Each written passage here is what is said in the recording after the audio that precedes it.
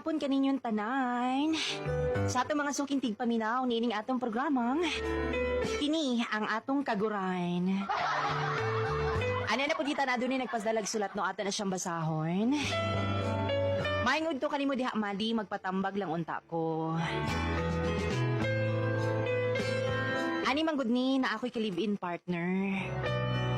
23 na akong age, unya siya 26. Girl ko ha, 5'4" ang akong height. Sexy ko, dako kog lubot. Og dako sab kog tutoy, sana all.